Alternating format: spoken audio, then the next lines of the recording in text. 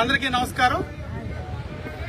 ఈరోజు ఏదైతే పంట నష్టం జరిగిందో ఒక ప్రాథమిక అంచనా కోసం క్షేత్రస్థాయిలో పరిశీలనకు వచ్చాం.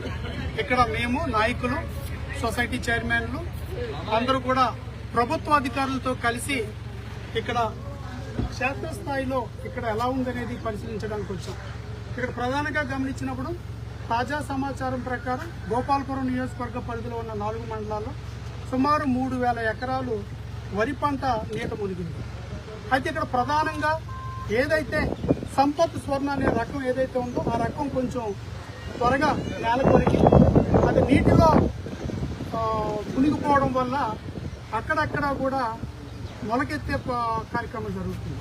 అయితే ఏదైతే అధికారులు చెప్పిన సూచనల మేరకు, సైంటిస్టులు చెప్పిన సూచనల మేరకు ఇక్కడ మాకు వచ్చిన గతంలో ఇక్కడ సబ్సిడీల ద్వారా అందించిన డ్రోన్ల ద్వారా సాల్ట్ స్ప్రే చేశాం.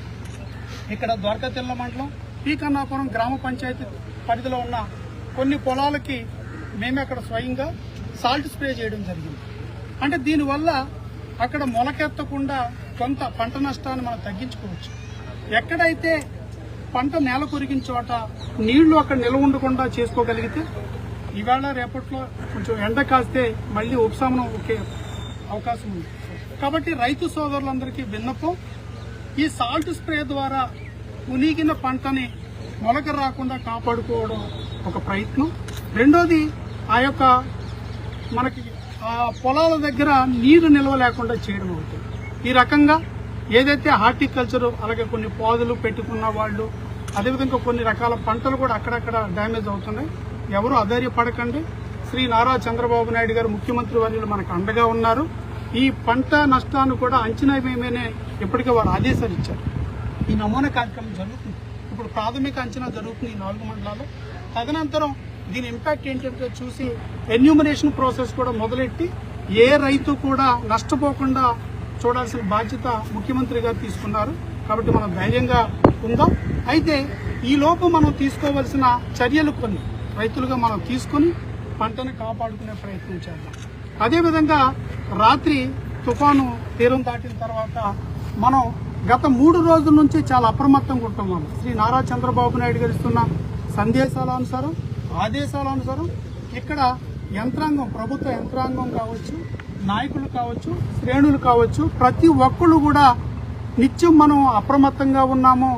ఎక్కడెక్కడైతే పూరు గుడిసెలు ఉన్నాయో, ఎక్కడెక్కడైతే పాడుబడిన ఇళ్లు ఉన్నాయో, ఎక్కడెక్కడైతే వర్షం వల్ల తడిసి గోడలు కూలే ప్రమాదం ఉందో అలాంటి చోట్ల కూడా మనం ముందుగానే గుర్తించి మహిళల్ని, బాలింతరాలని, అదేవిధంగా గర్భిణీ స్త్రీల్ని, వికలాంగుల్ని, వృద్ధుల్ని, ఇలాంటి ఇల్లు కొంచెం బలహీనంగా ఉన్న చోట్ల కూడా మనం షిఫ్ట్ చేసి అక్కడ స్థానికంగా ఉండే పునరావాస కేంద్రాల్లో చేర్చడమే కాకుండా వాళ్ళకి ఆహార సౌకర్యాలు ఇవి కూడా మనమే దగ్గరుండి చూసుకోవడం వల్ల ఈ రోజున పెద్ద ఉపద్రవం తప్పింది. మన గోపాలపురం నియోజకవర్గంలో 4 మండలాల్లో కలుపుకుని 6 చోట్ల ఇళ్లు కప్పులు కూలాయి. కానీ అదృష్టం ఏంటంటే 6 చోట్ల కూడా అంతకుముందే రోజే మనం వాళ్ళని అక్కడ దగ్గరలో ఉన్న పునరావాస కేంద్రాలకు మనం షిఫ్ట్ చేశాం కాబట్టి ప్రాణ నష్టం జరగకుండా కాపాడుకోగలిగాం. ఇప్పుడు ఇటు ద్వారకా తిరుమల పరిధిలోకి వచ్చే ఏలూరు జిల్లాలో అత్యధిక వర్షపాతం కురిసింది ద్వారకా తిరుమల మండలం. తూర్పుగోదావరి జిల్లాలో పరిధిలోకి వచ్చే 3 మండలాల్లో జిల్లా మొత్తాన్ని ప్రామాణికంగా తీసుకున్న అత్యధిక వర్షపాతం కురిసింది దేవరపల్లి మండలం, నల్లజర్ల మండలం. అంటే 2 జిల్లాలు ప్రామాణికంగా తీసుకున్న అత్యధిక వర్షపాతం మన నియోజకవర్గంలోనే కురిసింది.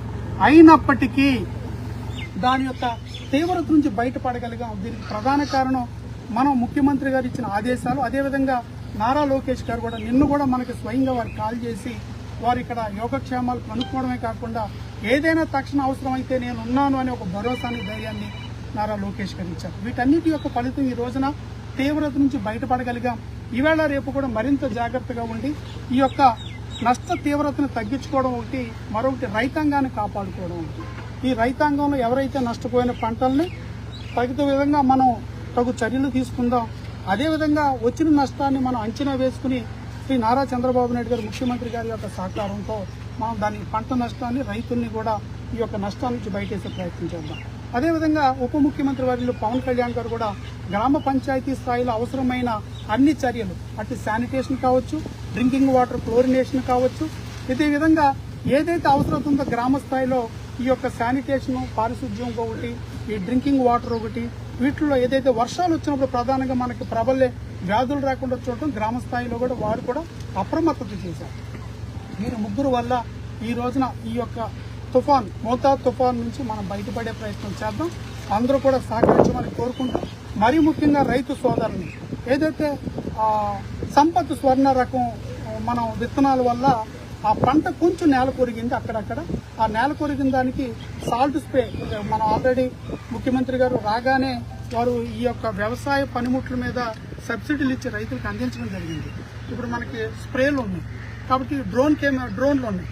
ఈ డ్రోన్ల సహకారంతో మనకి స్ప్రే చేయొచ్చు. ఇప్పుడే మనం చూసాం ఆ యొక్క సాల్ట్ స్ప్రే ఎలా చేయొచ్చు అనేది మనం ప్రత్యక్షంగా చేసి చూసాం కాబట్టి దాని ద్వారా పంట నష్టాన్ని మనం తగ్గించుకోవచ్చు.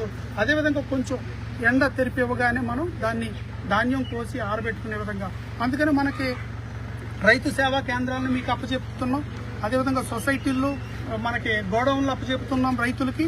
అదేవిధంగా మన ఏఎంసీ గోడౌన్లు కూడా మనం రైతులకు అప్పచెప్తున్నాం. మీరు ధాన్యాన్ని ఆరబెట్టుకోవడం కానీ, స్టోర్ చేసుకోవడం కానీ, ఈ యొక్క తడి ధాన్యాన్ని మనం దాన్ని డ్రై చేయడానికి అన్ని రకాలుగా మేము ఉంటాం అండగా.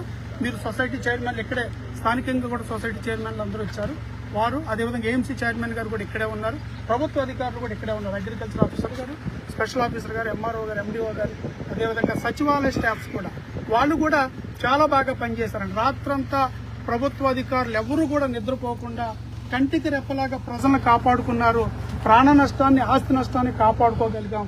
ఇదే విపత్తు భవిష్యత్తులో ఎప్పుడు వచ్చినా అందరం కలిసికట్టుగా పనిచేసి ప్రజలకు సేవలు అందించాలడం ఒక మార్గదర్శకం అయింది. ఇదే రీతిగా ఇప్పుడు ఎలా అయితే మనం చేసాం గత 4 రోజులుగా పట్టిన శ్రమని ఒక మోడల్గా తీసుకుని భవిష్యత్తులో ఎలాంటి విపత్తు వచ్చినా మనందరం ఎలా కలిసి పనిచేయాలనే దానికి ఒక ఎస్ఓపి క్రియేట్ అయింది, ఒక మార్గదర్శకం క్రియేట్ అయింది. దీన్నే భవిష్యత్తులో మనం ఇంప్లిమెంట్ చేస్తాం. మరి ముఖ్యంగా ప్రభుత్వ అధికారులందరికీ కూడా సచివాలయం దగ్గర నుంచి అలాగే గ్రామ స్థాయి, మండల స్థాయి, జిల్లా స్థాయి వరకు కూడా నాయకులందరినీ కూడా అభినందిస్తున్నాం. ఎందుకంటే మీరు మాతో పాటు మీరు కూడా శ్రమించారు. రాత్రంతా నిద్ర లేకుండా ఏది వచ్చినా కానీ ఉపద్రవాన్ని అడ్డుకునే విధంగా, దాన్ని తీవ్రతను తగ్గించే విధంగా ప్రజలకి సర్వీస్ చేయడానికి మీరు కూడా ముందుకు వచ్చి మాతో పాటు కలిసి మీకందరికీ కూడా ధన్యవాదాలు తెలియజేస్తూ, మరి ముఖ్యంగా ముఖ్యమంత్రి వర్యులు శ్రీ నారా చంద్రబాబు నాయుడు గారికి ప్రత్యేక ధన్యవాదాలు, ఉప ముఖ్యమంత్రి వర్యులు శ్రీ పవన్ కళ్యాణ్ గారికి ప్రత్యేక ధన్యవాదాలు, అదేవిధంగా అండగా నిలబడి భరోసానిచ్చిన లోకేష్ అన్న గారికి కూడా ప్రత్యేక ధన్యవాదాలు గోపాలపురం నియోజకవర్గం తరఫున తెలియజేస్తున్నాం. అందరికీ ధన్యవాదాలు.